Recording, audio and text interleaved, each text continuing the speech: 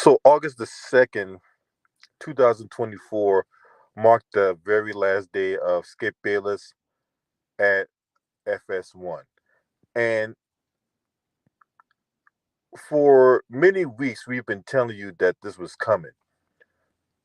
And the day has finally arrived. Now, I find it odd that on his last day, right, there was no Skip Bayless greatest hits. There was no fellow contemporaries coming to the show or via Zoom or whatever, wishing him a good send off at FS1. Nothing. So that leads me to believe that he was fired. Uh, Normally, when the person is leaving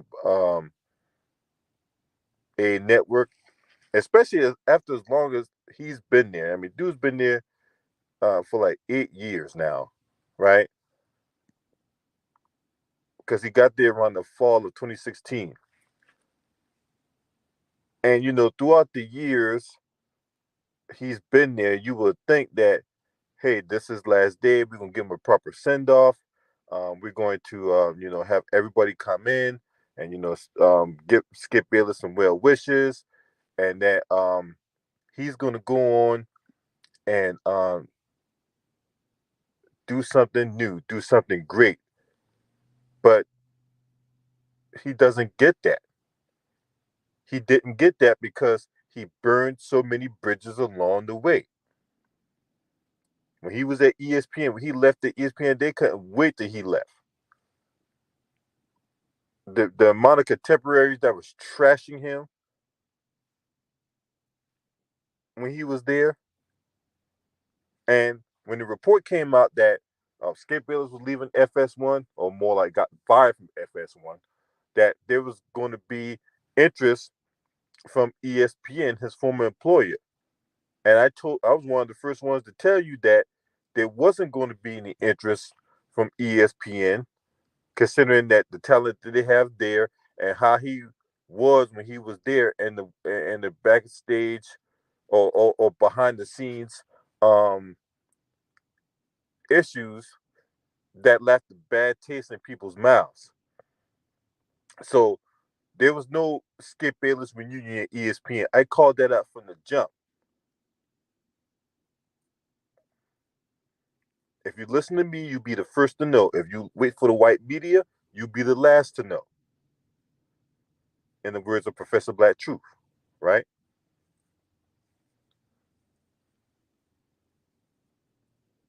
So he has this big party and nobody shows up to it outside of his wife. That should tell you something right there too. The man has burned so many bridges along the way. He has really he has really left a bad taste in people's mouths. And this is what happens when you burn bridges.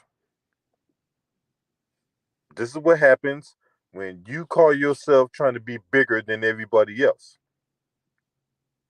Or you try to call yourself looking down on everybody else. Because the only thing undisputed about that show was Shannon Sharp was the better talent.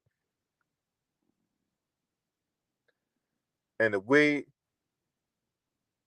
Skip Bayless disrespected Shannon Sharp, basically desecrated all over his career in blind deference to Tom Brady, that right there was the straw that stirred the drink. Right there. That was the straw that stirred the drink. And just couldn't recover from it. The relationship was fractured at that point. There was no coming back from that. Shannon Sharp knew he was bigger than Skip Bayless. He knew that. So if you look at the careers since the breakup, Shannon Sharp has been on this ascending trajectory, while Skip Bayless has been on a downward trajectory. Shannon Sharp goes on um, did an episode with Club Shay Shay, uh, with Cat Williams at the beginning of January, and as of a few days ago, when I saw the view count, it was sitting at like 72 million views. He just recently did a episode on Club Shay Shay with LL Cool J. Very good interview. Right? If you ain't checked that out, I would suggest you check that out. Right? Getting on ESPN with Stephen A.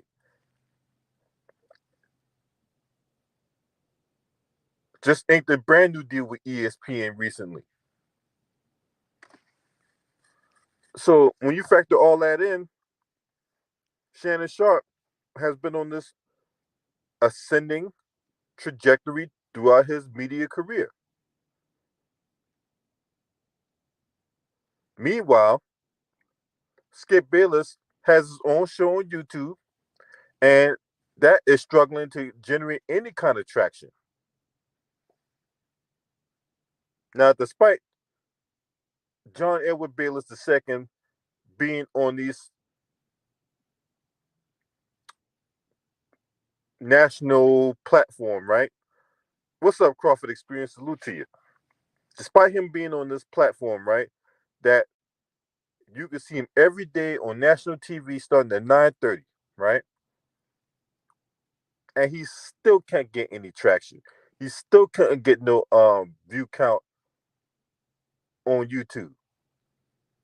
And the thing about it was, or is, that if had I not told you about his YouTube channel, you probably wouldn't have known he had one.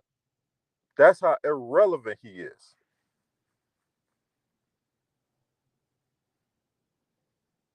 Because he had the platform, he just don't got the legitimacy. Because he is a clown, he's a goofball. He, disrespects people. He comes up with some of the most outlandish takes. So we all know at some point the act was going to wear thin, that the water was going to run dry.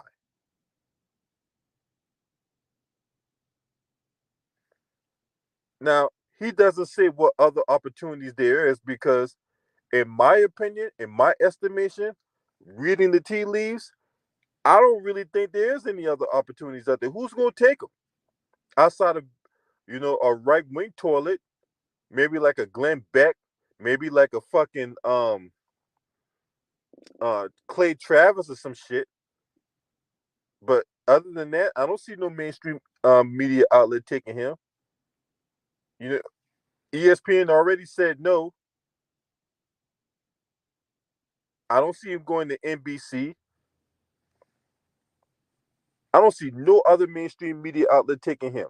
And plus, he's 72 years old. He's 72 years old. What is he going to do? What's he going to do?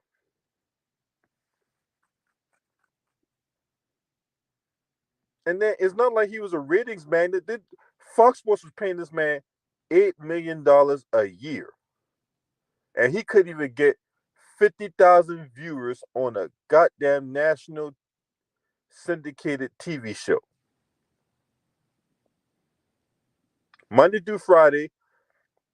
And this is despite the fact they start before first take.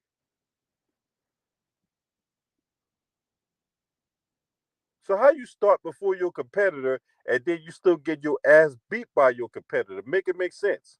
But they're paying this man $8 million a year. So I feel nothing for him. Goodbye, good riddance. You know what I'm saying? I mean, you spent all the better part of your mainstream career trashing LeBron James every chance you got. And basically, that's how he made his money.